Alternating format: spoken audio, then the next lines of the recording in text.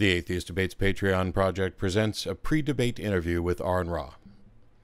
Aron Ra has been engaged in many online discussions and debates, but prior to this interview, he's never engaged in a formal debate live on stage with a moderator and an audience. And this seemed like a great opportunity to talk with him about the debate, the format, how the format was decided, the topic, how he prepared, and what his expectations were before the debate actually happened.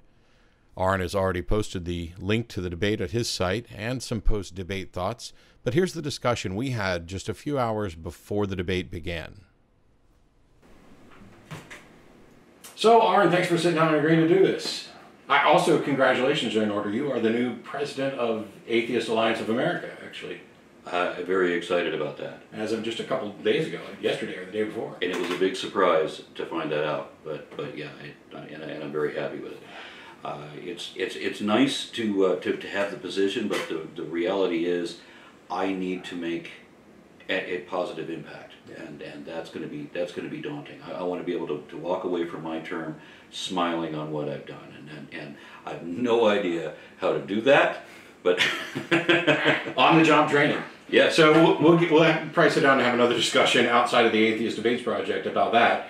But you are in a position today that you have wanted to be in for ages, and for whatever reason it hasn't happened, and it surprises a lot of people. You are prolific in your production of educational material online, particularly around creationism and evolution.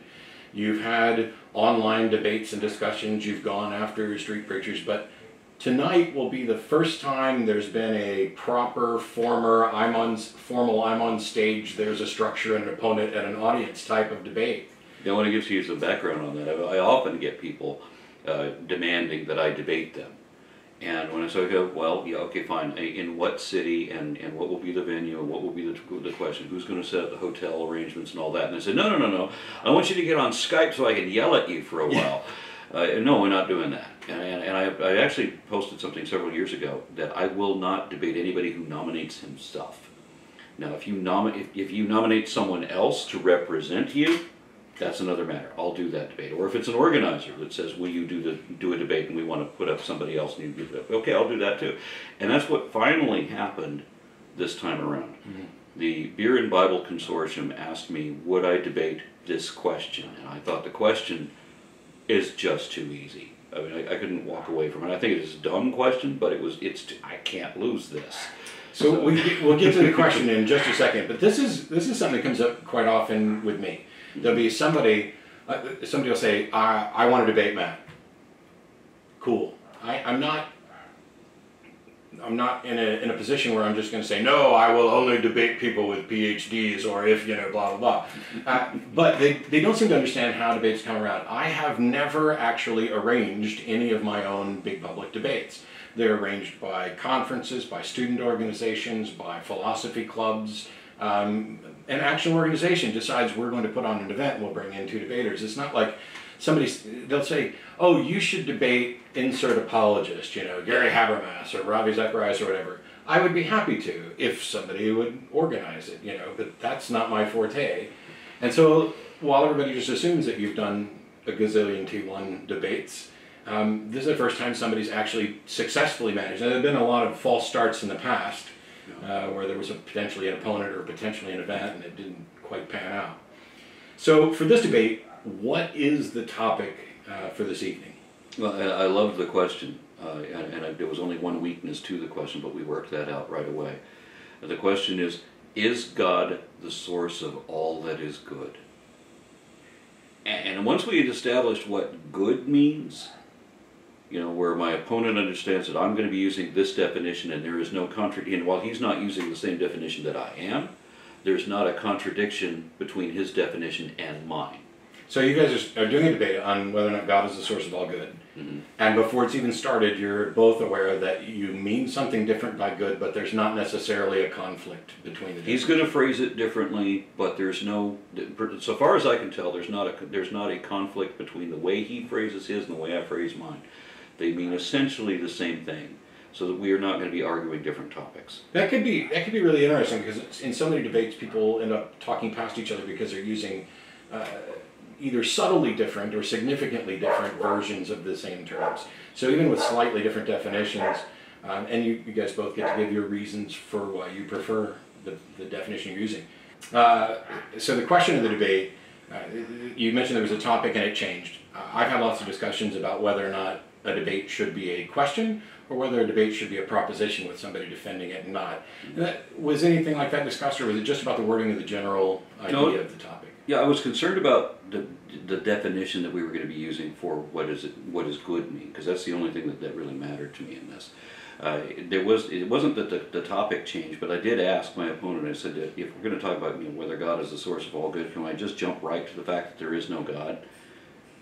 And he laughed at that. But of course, that's kind of if God's going to be the source of all good, then God's got to be the source of some good, and so you're going to have to show something. As you put it on your show once upon a time, you're going to have to show that there's a there there. Yeah. So, what's the format for tonight, and how was that discussed? Because, in a conversation, or if you're talking to a street preacher, you're engaging with a family member, something like that, there's no format. And when you get to structured debates, there's a lot of different options for format. What's tonight's, and what are your thoughts about what it is? Well, they gave me the option, or they didn't give me an option, they just told me what they were going to do, and I said I was okay with that. I mean, this being the first time out, and don't have a problem with the question, I shouldn't have a problem with the format, I shouldn't have a problem with the opponent either. They said, will you debate this question? Yeah, sure, I'll debate that, because it gives me so many different things I can do. And will you debate this opponent? Honestly, it doesn't matter who the opponent is, and I don't think it ever really should. Yeah, I'm largely in agreement there. The only benefit of knowing who the opponent is that if they are prone to using a particular argument, it may help some in preparation. But you don't know that they're going to do that today. They could flip it all up. My disadvantage is that the guy I'm debating is somebody who's absolutely unknown. Why would they even schedule that? I don't know. But I mean, when I go to look this guy up online, I get nothing. As a matter of fact, I get worse than nothing. I get somebody else. There's another evangelical minister in Canada with the same name as the guy I'm going to be debating tonight. So, and as far as the format, we each do 30-minute presentations. Now, my understanding is that most of these religious groups that set up debates will put the unbeliever first and then the believer follow, which is fine for me. I want to be able to make my statement, then here it is, and I rebut it. So I'm good going first. And I don't think that after I make my opening statement that he'll have a statement that he can follow up. So it should be relatively easy, I think. So apart from the opening statements, what's the rest of the format like? 30-minute presentation for both of us initially, and then we get a 30-minute rebuttal for what the previous person said. And then we have an interaction period, which I think is another half hour where we interrogate each other. And all of this is going to be the type of stuff that I normally do when I'm dealing with street preachers and so on. So I mean, I don't have any intimidation over that. And then we have the audience participation where the audience queries me, and I'm really down for that. That's actually going to be my favorite bit. It's one of the things, and I've mentioned this before, my ideal debate would probably be something in the neighborhood of each of us speak for maybe 10 minutes about our thoughts on the subject. And then we have a conversation for an hour where the time belongs to, we need to question each other, and then take questions from the audience, because the discussion is where I find things most interesting. It's the reason to come out to the event, because otherwise, as I've borrowed from the West Wing many times before, it looks like a joint press conference of, this is what I think, this is what I think, this is what I think, done. Yeah.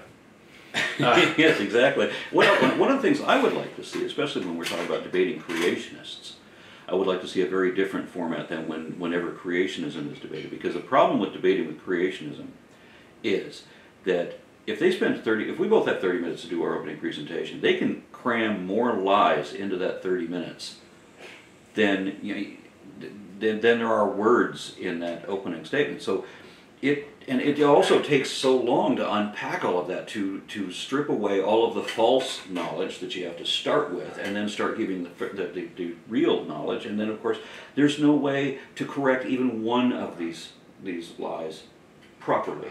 But if you don't get all of them, then somehow you're the loser. And I've seen Kent Hovind lie 19 times in an 18-word sentence. So. So what I would like to see, an exaggeration, but I'm not too far behind you. So the idea, though, is and the reason that I kind of want to shift towards this format is exactly this. For years it's been, you have a 20-minute opening and a 10-minute rebuttal. Those at least are backwards. It should be a 10-minute opening with a 20-minute rebuttal, because it's going to take quite a bit of time to, it's very easy to say, this is the way things are. It takes a lot more effort to say, hang on a minute, that sentence is not necessarily true, and here's why, and here's the subtleties, and here's the things you missed, and where's your foundation for that? And that's why I want so much questioning. What I would like to see, if we're going to be ever going to be debating a creationist, somebody that's arguing that, you know, that the science doesn't know, but believers do, okay. Instead of even having a debate, because we're just going to talk past each other at that point, what I would like to have is to have the creationists and have someone representing science, and the audience poses questions, and every question the audience poses has to be answered by both opponents. So how do you explain this? How do you explain that? Sure. Both people have to give those answers. So you've got a 30-minute opening statement, and then there's some back and forth, and perhaps rebuttal or closing. But it seems to me the meat of the preparation is going to be that 30-minute statement. Preparing yourself to answer questions, you've been doing that your entire life, and I'm sure you've done some extra. So for the 30-minute opening, what tact did you take? Was your goal to spend most of the time building a case for your position, or was it more about exposing potential flaws in your opponent's position before he can even say them, or is there a mix of this in the preparation? There was so much wrong with that sentence that what I literally did was I wrote the entire sentence down. The debate topic sentence, not my question. Yep. Okay. There was so much wrong with the debate topic that I wrote the question that we're supposed to debate down, and I honestly highlighted every word in that sentence, Mm-hmm. and if we stress each individual word, what is the implications that come with that? And so I could attack every part of it. The fact that it is an absolute statement, the fact that it holds presuppositions, the fact that it can be disproved by 3 or 4 different means, but depending on what you're stressing, you know, is God the source? Is different than is God is the source of all? You know, there's so many different angles that mean different things, and I thought I'll just attack all of them. I'll probably have to talk fast. It's really common, and I do something similar. If there's a debate topic, I actually, at some point, will always go word by word through the topic. In part because I'm looking for holes or different ways, like how would I argue for this is probably one of the biggest things that I'll do. And this idea of is God the source versus a source versus do we, you know, blah blah blah. And I'm sure you'll get to that. But in the preparation for this, because this is kind of a generalized topic that might be related to morality, or it might be related to a number of other things, did you go out and, you know, like watch any other debates, or try and find similar discussions on this topic to reference to see either what your opponent might use or something that you might use that you forgot? I predict, based on past experience, the kinds of arguments that he's going to make. And I addressed every argument that I thought could be made. And if you're going to try to argue for morality, I think I've got the rebuttal for that. If you're going to try to argue that, you know, that God is the source of everything and therefore he has to be the source of all good, well, then there's an argument against that as well. I just try to attack everything. With many debates that other topics, there's some truth or some valid argument that either side could make that defends themselves. I mean, there's got to be some kind of validity for one position versus another. Usually there will be. And even in hotly contested things, there's going to be something. The abortion issue, for example, there's a position on either side that justifies. There's a valid argument. You can't argue against that, but you're going to try to argue against the generality or the overwhelming issue. But in this case, there's not. There really isn't any justification that my opponent can make at all. And you know this because you know everything in the universe and couldn't possibly be surprised. I hear that all the time. So it must be It true. comes up a lot. It reminds me a debate that I did where Sloan Lee basically said, I have evaluated all possible responses to this, and they're all thing. But when you're talking about this, I think the example that you're using is kind of, there are facts on both sides in various points of disagreement. And we then have the argument about what conclusions we can reach from those facts. And there are some unfalsifiable propositions, which are potentially untestable, that are really nothing more than just like a bald assertion. God is the source of all good, potentially being one of them. And that narrows the types of arguments that your opponent could reasonably present. Because if anybody who gets up there and says, I am confident that God is the source of all good because God has told me this, they're just going to be laughed off of any debate stage. And he's told me this in such a way that I can know it for certain. Yes. He's pulling aside. So,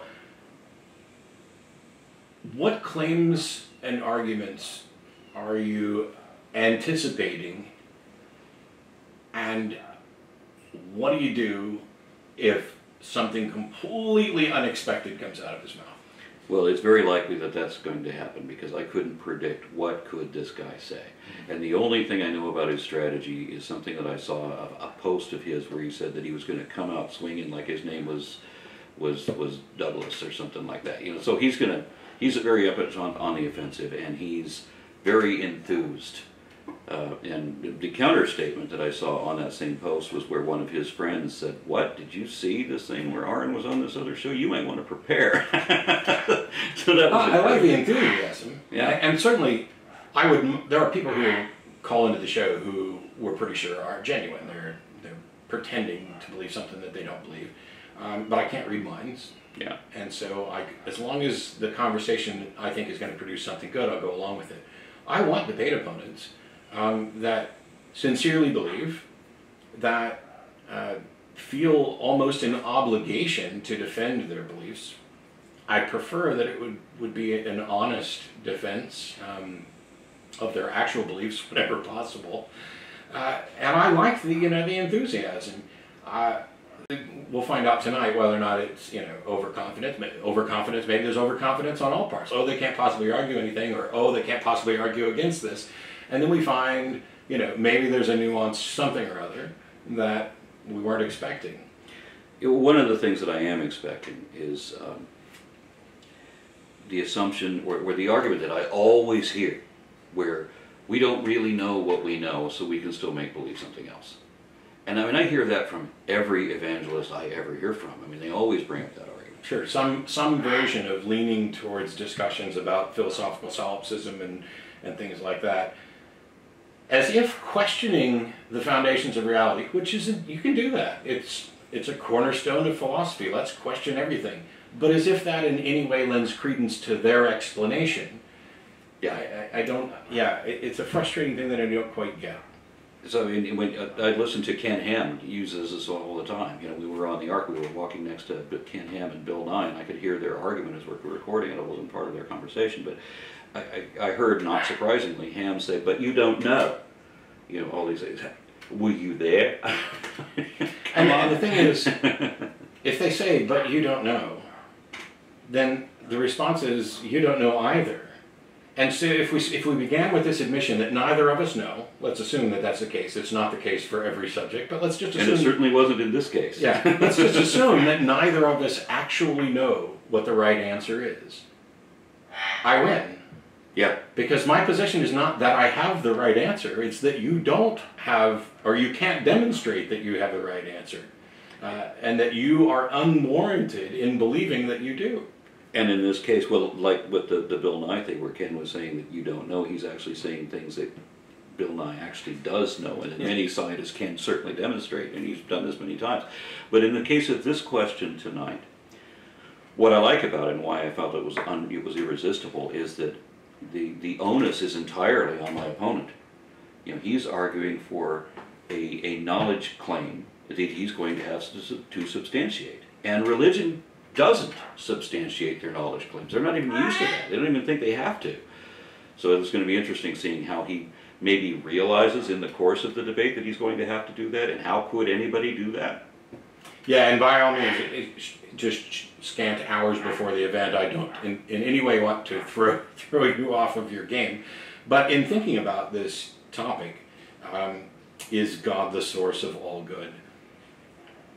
It seems to me that almost every theist I've ever spoken to about this recognizes that non-theists can do good. And I would expect that your opponent will do that as well. And instead, what they'll try to do is say, the reason that you do good is because of God, or the reason that you are moral is because God has impressed morality upon your heart.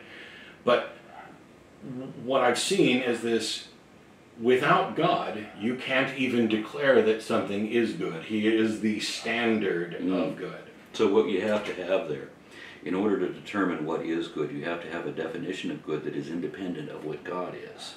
Because you can't make it objective unless you have an independent definition. And then very often when you do get that definition, you realize that God and good are inconsistent. And there's so many different definitions of God. Some of them are going to be more consistent with the definition of good. Some of them are going to be less. Some of them may be wholly in opposition to it. And I approach that too, because by God we're obviously talking about a larger field than just Christianity, but so let's look at these other options. What's your goal for tonight? My goal, honestly, is I want to be able to change some people's minds. I like to be able to awaken thought in people that hadn't considered a previous idea.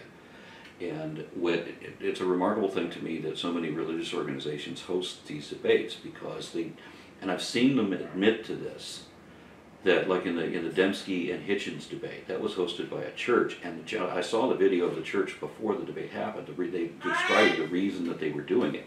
They do this so they can test their faith, so they can come up with a rationale to work their way around whatever argument the opponent comes up with. But what surprises me is how often they do this without realizing that, their arguments don't work. I mean, if you're hosting a number of debates every year and your team has lost every one of them. Well, so this debate's not going to be scored. They're not going to take a poll of anybody, so far as I know. And I've had difficulty with this idea of winning or losing debates, because my goal going into it is just to communicate as best I can whatever message and hope that people benefit from it. Maybe some mind will be changed, maybe be changed at a later time, who knows. The ultimate goal is to potentially change minds. The ultimate goal is also to find out, if I'm in fact wrong about something, I would like to know it. And these people are the ones who are supposedly the experts who would be able to show that. That would be the better option. I mean, if it was a fact that I'm wrong about something, a debate is a good way to do that. There are many good ways to show me that I'm wrong, and importantly, I don't want to be wrong. Right. I don't want to continue believing something, however dearly I feel attached to it. If it's not actually true, then I would rather know that sooner than later, and I will thank the person who corrected me. But obviously religion holds a different position. So going in this and having this as a goal,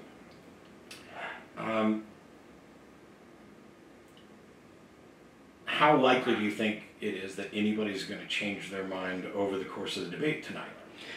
That, again, is because of the question. So with other questions, we've like one that we commonly disagree on about whether Jesus claimed to be God. Sure. Let's look at that. If that were the debate topic, that's an interpretation. And we have whole denominations of Christianity that are on my side, and of course we have many more that are on your side. This is how people interpret Scripture, right? So there's not a way to win that.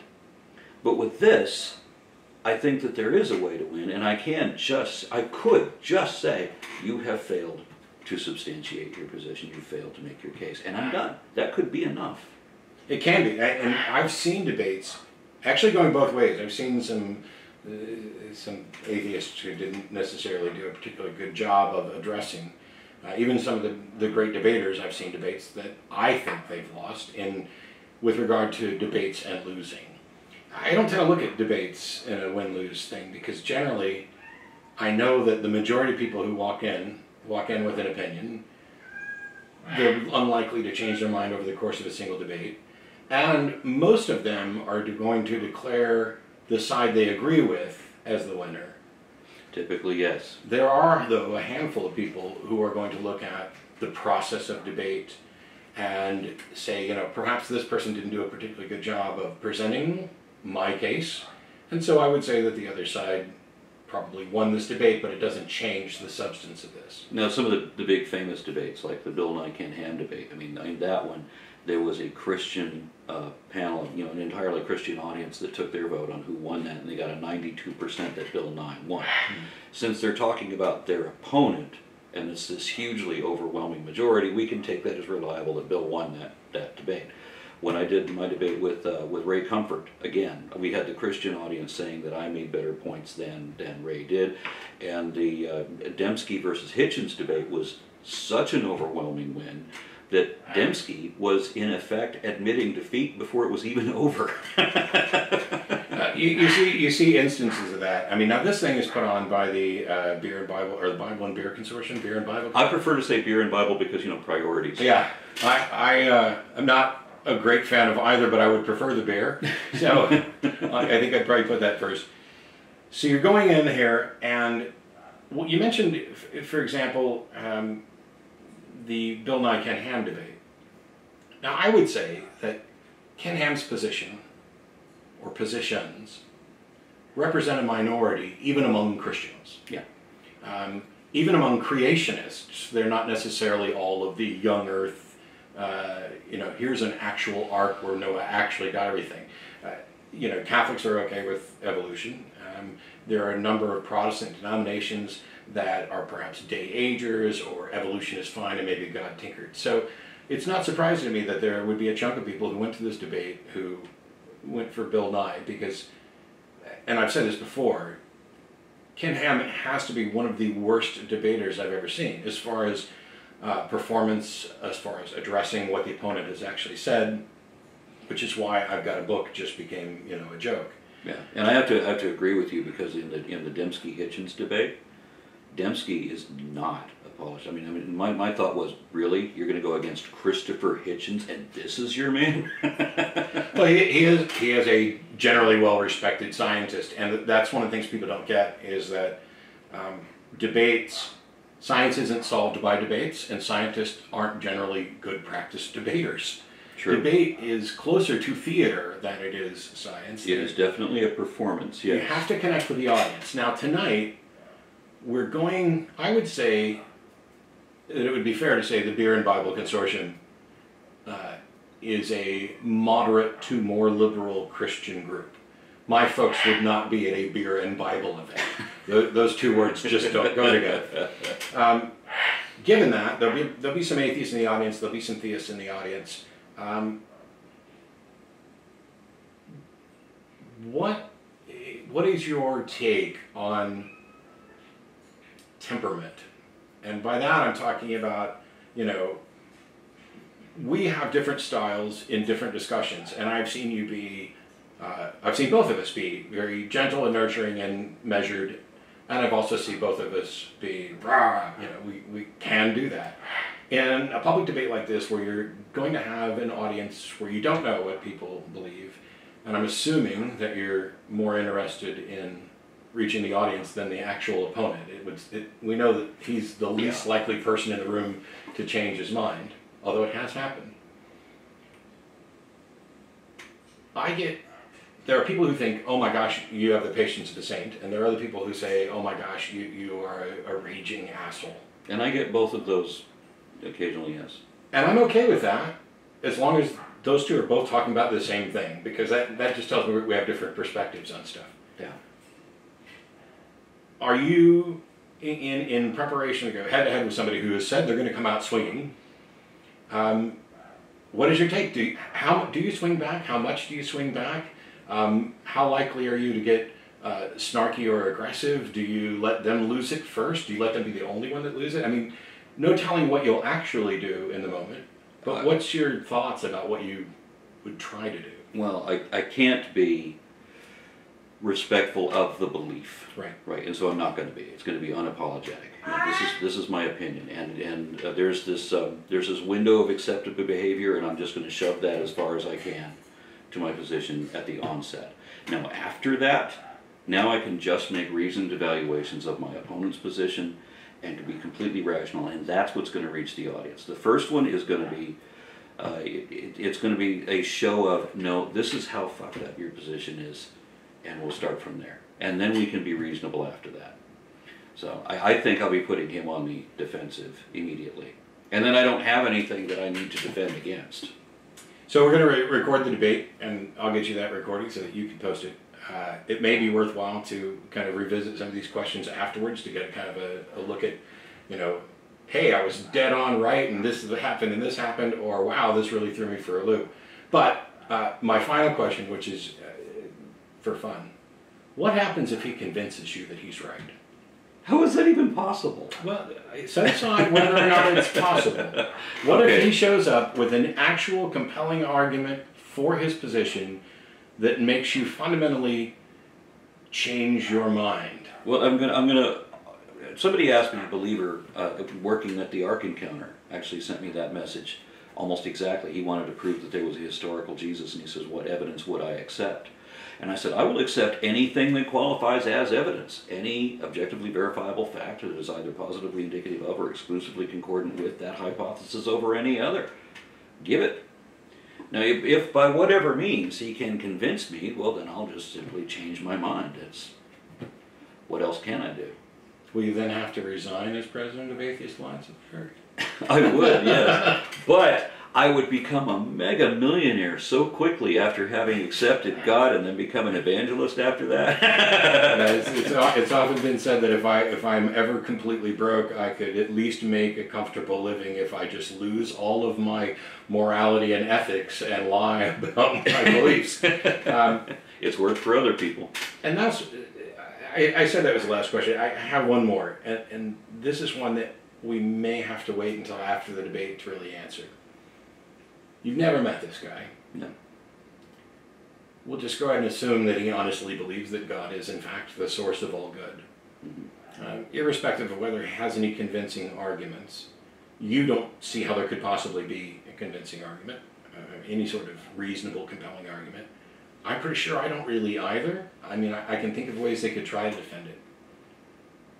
What do you think is going on in his mind? And this is just complete supposition because we can't read minds, that makes him accept this and think he can defend it. I've seen other religious believers who, like you mentioned before, I will only debate people with PhDs. You know, people who, again, like when Ray Comfort kept challenging Richard Dawkins, they're trying to pull themselves up by somebody else's bootstraps. Mm-hmm. So we have a guy that is a complete unknown. I can't find any information about him on the web. Nobody knows who this guy is. But I'm the president of Atheist Alliance of America. You know, so there's an advantage for him to present his case, and let him. But do you think he believes it?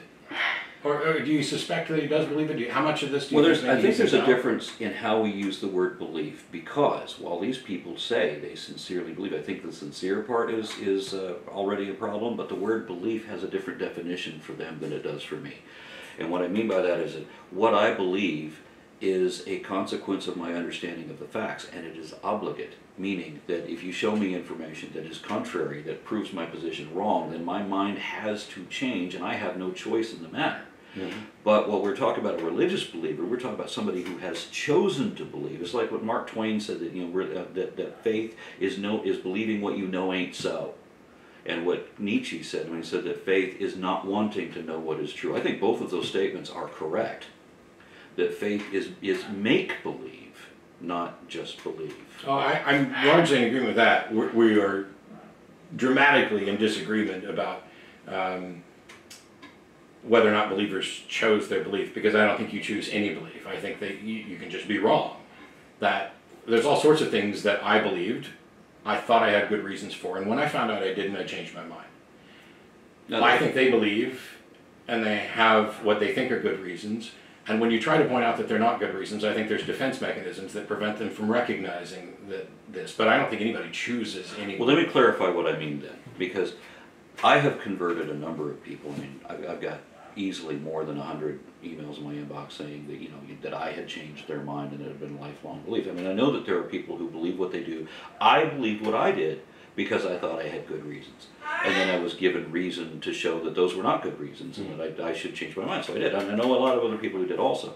But as I said so many times, when you're arguing with creationists, they come to a point where I'm going to present them with arguments they're going to have to consider, and they're going to have to make a choice, whether they're going to remain honest or whether they're going to remain creationist, because it's no longer possible to be both. So it seems to me we're actually talking about two different things. One is the sincerity and honesty of do they actually believe this? And the second one is whether or not they are willing to change their mind in the face of contrary evidence. And those are two distinct things, so it's entirely fair for me to say that somebody completely believes it, and they are not the type of person who's likely to change their mind based on evidence.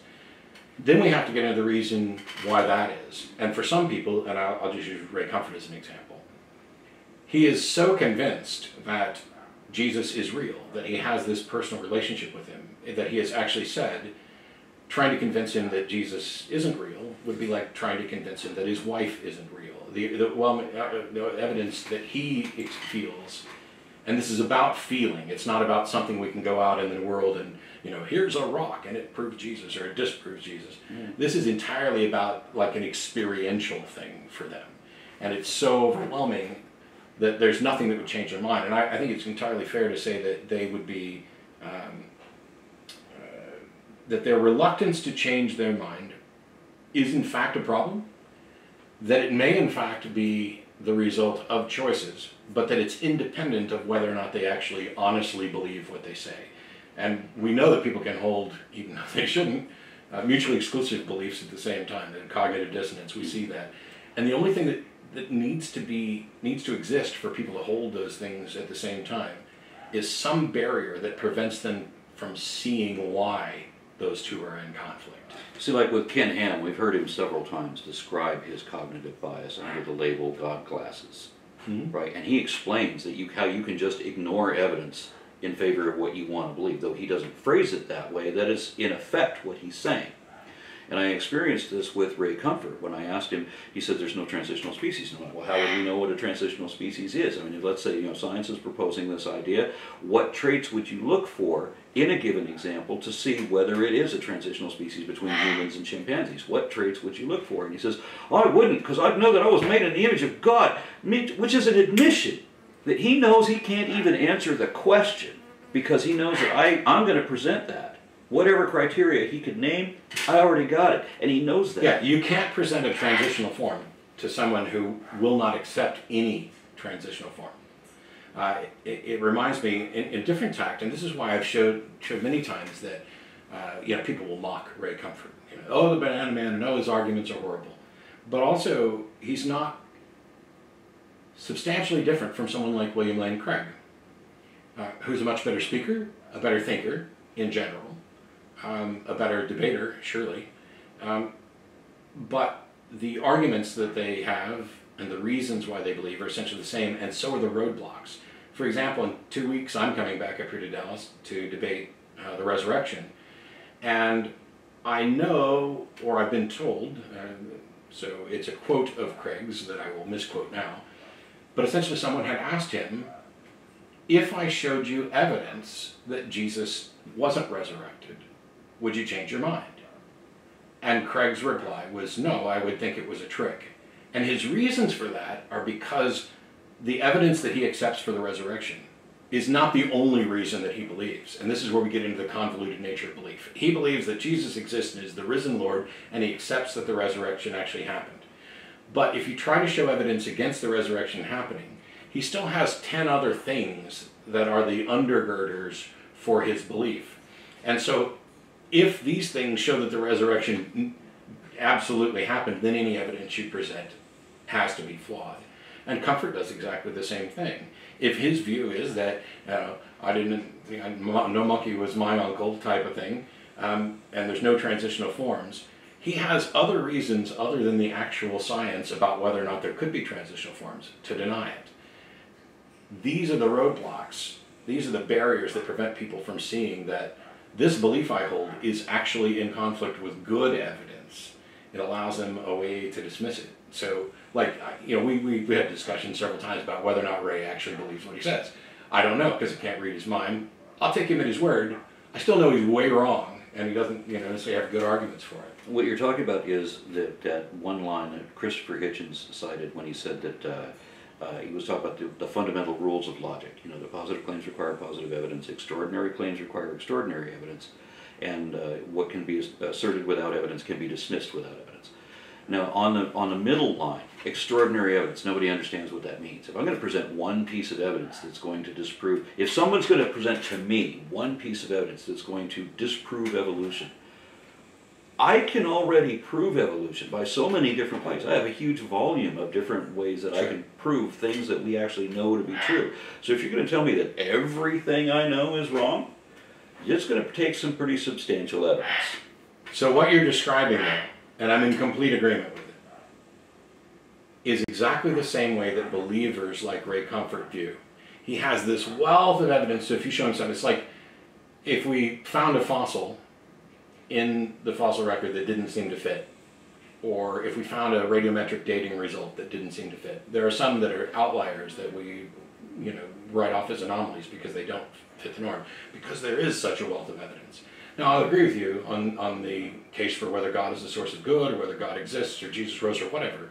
There's not a wealth of evidence, but they think there is. And that gives them the impression that they're being science-y, if not scientific, and that they're being intellectually rigorous, because look at all this evidence, of which we would say, that's good evidence, it's anecdotal, it's testimonial, it's got, It's fraudulent. But it puts them in the same position. And this is why I think religious beliefs are so pernicious, and why we're going to keep having these conversations forever, and the debates, is that for some people, in order to change their mind, you're going to have to expose every single one of those things that they believe. But there are others. There are others who believe all these same things, but they value truth and evidence more, and they are more willing to recognize when the facts in front of their face contradict even this bulk of things that they do. If we talked about, I think the prime example for evolution is finding fossilized rabbits in the Precambrian. Yeah. If we found that, all that wealth of evidence would definitely fall into question, and we would have to start reworking the model and come up with, hey, what's the explanation for this? Is it a hoax? Is it an anomaly? Is it real and we've been wrong about something else? And the nice thing is that science allows us to do that. Religion generally doesn't. There was human remains found in the wrong strata at one point, but it was determined to be an intrusion. It was an Indian burial. So the natives had actually dug a hole into the strata. And then somebody comes along later and says, okay, well. Maybe that's how out in Glen Rose they end up getting... Glen Rose is a different story. Glen Rose is a combination of things, and that's interesting too. I'll let it go. Well, thanks so much for doing this. We'll go watch the debate recorded tonight and get back to you afterwards. Thank you for that. Thanks. This video is made possible by supporters of the Atheist Debates Patreon project. You can find more information and add your support at patreon.com/atheistdebates.